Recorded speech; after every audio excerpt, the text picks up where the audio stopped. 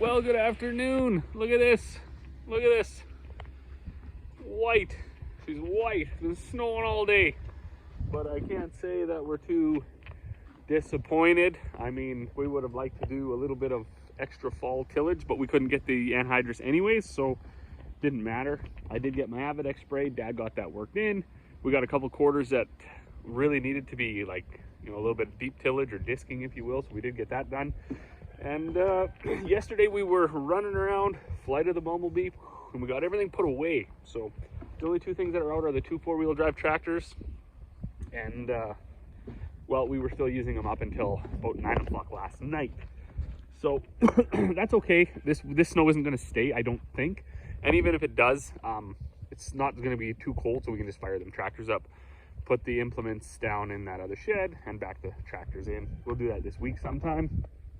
I was out this morning. We got had a bunch of shoveling to do, Buddy and I, and then we were working on his go-kart a little bit, and then I was looking at a couple things on that telehandler, so it still has a fuel issue.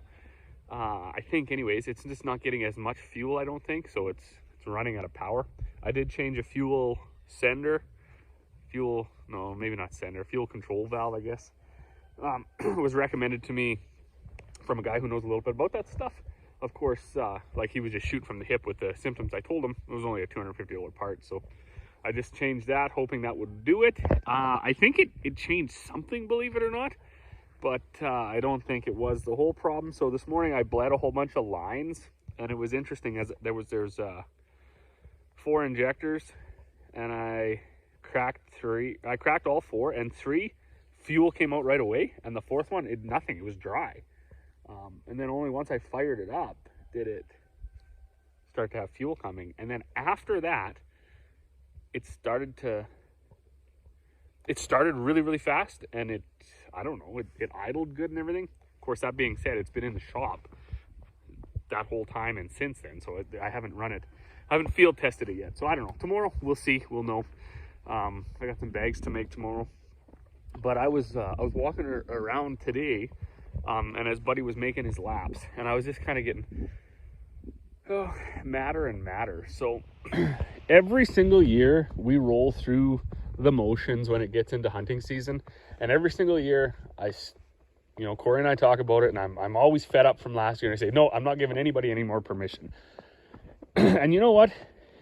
It's getting worse and worse and worse and worse and worse. So me and Buddy were downstairs playing some farming, and I look at the dog out here. He's got himself a goose. So we get to pick that up, throw that in the garbage.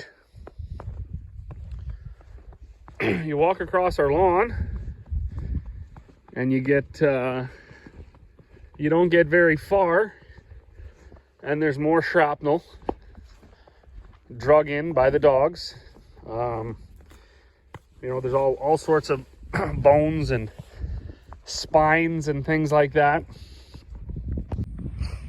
Just where I was disking last night, I had to hop off the tractor and drag a moose carcass off because somebody gutted it right there, maybe 70 feet out into the field, and called her good.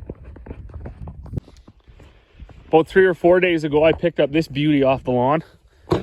Now, keep in mind, we're not hunters, so, that's kind of unfortunate to see. From what I understand, it's not even legal to have that, for us to have that, because we're not hunters. I mean, I don't know if it's a poaching thing or whatever, but I've talked to the fish cops about this before. And if they're not natural sheds, you're not even supposed to have them. So what do you do with that? I don't know. I mean, the dogs, they drug that and the backbone and everything onto our lawn the other day. And about 5-6 days ago, Corey actually finally phoned the fish cops because on this east quarter, somebody had shot a moose and left it, 80-90 feet out into the field too. Left the gut pile and the whole entire animal, actually, head and everything, and paddles. So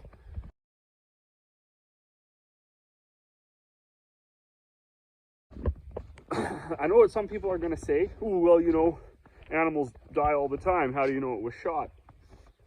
It is very true. Animals do die all the time.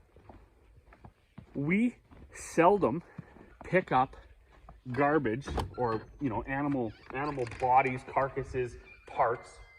We seldom pick them up throughout the year. We almost exclusively pick shit up every single day in hunting season. So the level of frustration has reached an all-time high this year. I've been yelled at on the phone. I've had people text me like, I don't want to say nasty things, but like they text me frustrating messages, you know, like things like, well, where can we hunt? Where, you know, where does your land end? Where, you know, blah, blah, blah. And I'm like, I don't care. And I don't even need that. I don't hunt. I don't care where you hunt, right? I mean, it's not my responsibility to find you land. I fully expect from this point forward, she's going to be just a blanket no. There is no net benefit to us. One of the only arguments that can be made for hunting is, I gotta go get some gloves to go pick that goose up, but one of the only benefits is some of the cattle guys that have a lot of elk pressure. Yeah, okay, I'll give them that. If you shoot an elk or two, they might leave your bales alone for a little while, but really that's a provincial and a federal intervention that has to take place, where they gotta support you with some fencing and stuff, because the herds are so big that just shooting one or two or three doesn't do anything either. So food for thought if you're a hunter and you get discouraged because landowners are starting to tell you no more and more and more.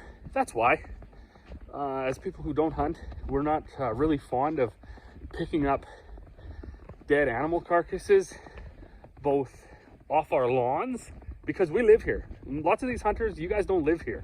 You fly around, you come out from the cities, you drive across the fields, you throw out your garbage, your beer bottles, everything else like that. You leave your shells all around when you're bird hunting. There's piles of shotgun shells everywhere. Your trash, your ruts, all of that other stuff, and then you go back to the city. And it's the rest of us who have to go pick up your decoys. We picked up 2 or 3, coupled with the combine. We got the dogs that go and pick up the animals and things that you don't. There's tons of people that, you know, they getting closer to nightfall, and we know this happens. So they got to shoot something just because they're trigger happy, and then they never do find it, so it wanders or flies or whatever onto into the bush, onto our property, wherever. But anyways, that's a lot. It's getting pretty ridiculous around here. And Corey, when she was talking to the fish cops the other day about that big moose that was left in the field, the fish cop agreed too, and he said most landowners now are just getting so frustrated that they're just looking to get people to get hunting season over with, right? I mean, they've just had enough. They're willing to get license plates now and stuff like that, and actually follow through, go to court and try to get people charged with trespassing, because it's reached a level of insanity that you almost wouldn't believe is even possible. So anyways, that's that. It's cool. It's snowing, and it's a good inside day Sunday afternoon to play with the kids. So as always, thanks for watching. We'll see you all on the next one.